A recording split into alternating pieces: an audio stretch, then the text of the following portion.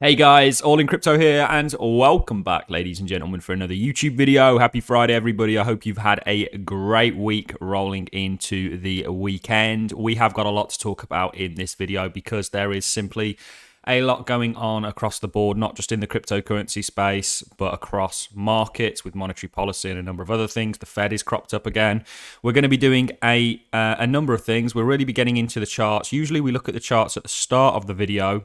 I'm going to save that to the last portion of the video. To start things off, guys, we're going to be going over some of the rather doom and gloom headlines that we're currently facing.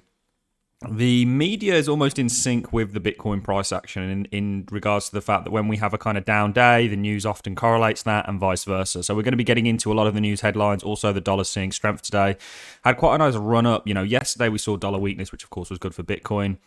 And we actually saw Bitcoin for the first time kind of move away from your equities. The dollar is the only green non-equity in here, essentially. But you're essentially now seeing the correlation is indeed back for your equity market and Bitcoin. But we'll cover all this towards the end of the video. I really want to get into some of these sort of news headlines. We're going to start off with this one, guys. The Ukraine bans Bitcoin purchases with local currency amid, and they're calling this a something law. You guys can clearly read that. Ukrainians are now allowed to buy Bitcoin only with foreign currency with a monthly cap of $3,300. I obviously am not in support of this because I think it's very dangerous when your government is telling you what you can and can't buy. But that's just my take on it. I'm not going to dive too much into it. You guys, I'm sure, will be able to decipher this information for yourself. The National Bank of Ukraine, NBU, continues taking measures to prevent capital outflows amid, and it brings up what they're calling this again, by enforcing major restrictions on cryptocurrency purchases. The Ukrainian Central Bank officially announced Thursday a set of restrictions on a cross-border operations, prohibiting individuals from buying cryptocurrencies like Bitcoin with the national fiat currency, the hryvnia. That is definitely not how you say it, so apologies for anybody who speaks the Ukrainian language for me butchering that. Ukrainians are now allowed to buy Bitcoin and other cryptocurrencies only with foreign currencies. The total monthly purchase limit to 100,000 UAH, which is roughly $3,300. The relevant limit also applies to international peer-to-peer transactions. Scary, scary stuff, in my opinion. They obviously have their reasons for doing this. You guys know I'm a huge libertarian, and ultimately I am a big believer that the government should not be able to tell the sovereign individual what they can and can't do within reason. The government have a role to make sure that law is abided by. However, they often, very often overstep the mark, and this isn't just a Ukrainian issue. This is probably something that we're going to see potentially more of, but this is not good news in my opinion. And you'll see what I mean about the news is often very correlated. Here we have Emmanuel Macron on crypto. I don't believe in a self-regulating financial sector. Yep, well, my argument to that, of course, would be the regulated financial sector is just doing so well, isn't it? I mean, with record high inflation, your fiat systems are crumbling right before our very eyes, guys. And really, when we talk about a fiat system, it's really just a social experiment that's been going on for the past 40 years that may find itself coming to a brutal eventuality. Here's another one. EU officials consider Bitcoin trading ban to enforce proposed mining ban. Previously unseen documents detailing the EU's conservation around banning Bitcoin have come to light following the Freedom of Information Act. Here's a quote. Ethereum started moving to proof of stake because of its community. If Ethereum, it wasn't really because of its community, by the way, guys, more because proof of work is somewhat unsustainable for the likes of Ethereum. For Bitcoin, there's a huge argument that proof of work actually works, pardon the pun.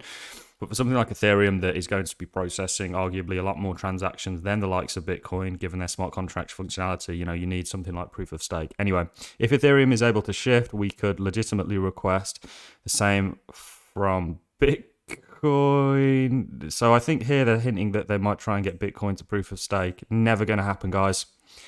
Bitcoin does evolve over time, but it's very slow. Taproot was the last one that we got. You know, it's not something that's very fast. It's very... The original Bitcoin that you had isn't that...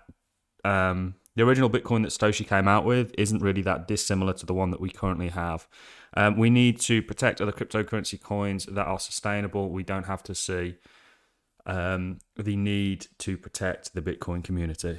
So you're seeing what I'm saying about all the articles at the moment are very sort of looking at crypto somewhat negatively in regards to the fact that it's unregulated. Regulations are coming, ladies and gentlemen, 100%. You know, whether you like that or not, and there are going to be casualties of it. Your government is never going to allow you to sort of freely have your own money that they don't have a say in. They're never going to allow people. One of the great advantages and powers that they have is to be in control, essentially, of the financial system.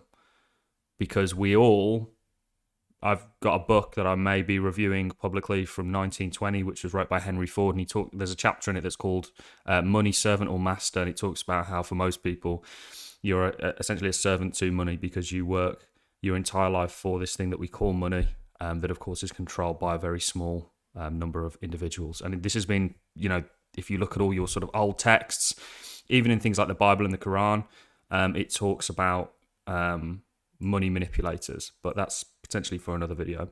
The regulator says it's committed to keeping price with the risk of the growth of cryptocurrency assets, upping its budget to 31 million in preparation. So the Bank of England, of course, PRA, raises budget to 31 million for emerging risks like cryptocurrency. I don't think it's an emerging risk. I think there are risks with the cryptocurrency space. We see hacks all the time.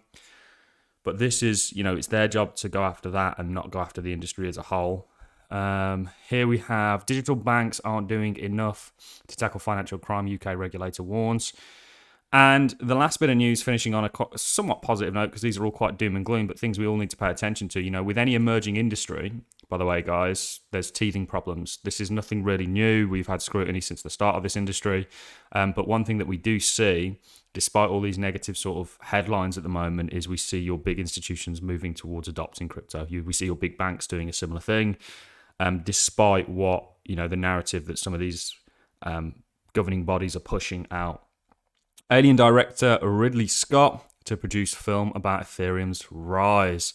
This is going to be awesome, by the way, guys. They're now essentially making a film based on the book, The Infinite Machine, about the foundation or the founding of Ethereum, the Ethereum network. So I assume it will feature not just Vitalik, as in somebody will play Vitalik. It will feature people like Gavin Wood, who played an instrumental role in the founding of Ethereum, and also people like Charles Hoskinson. I think there was 7 in total. Started off with 5, and they added another 2, I believe.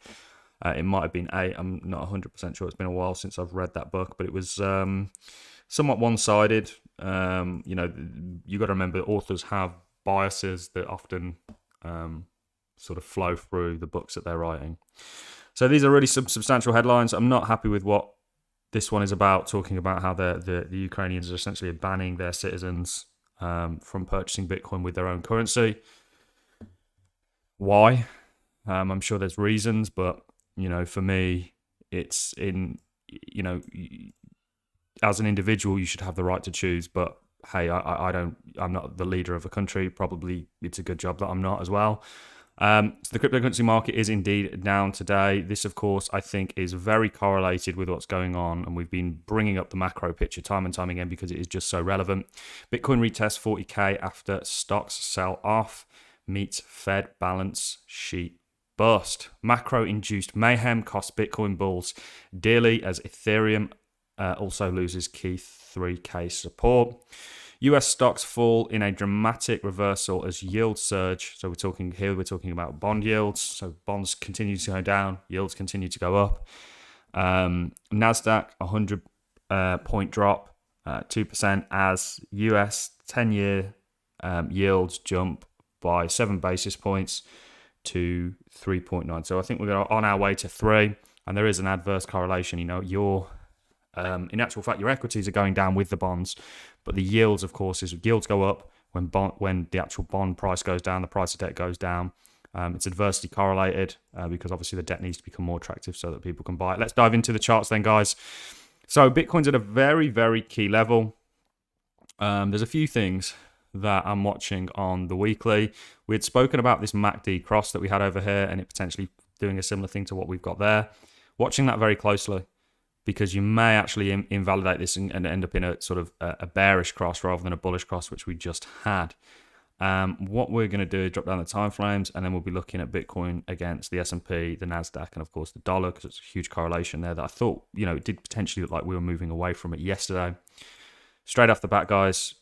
Okay, we already have that in there. Bitcoin's holding this. Lots of people said that this was not a significant trend line, hugely significant, still is today.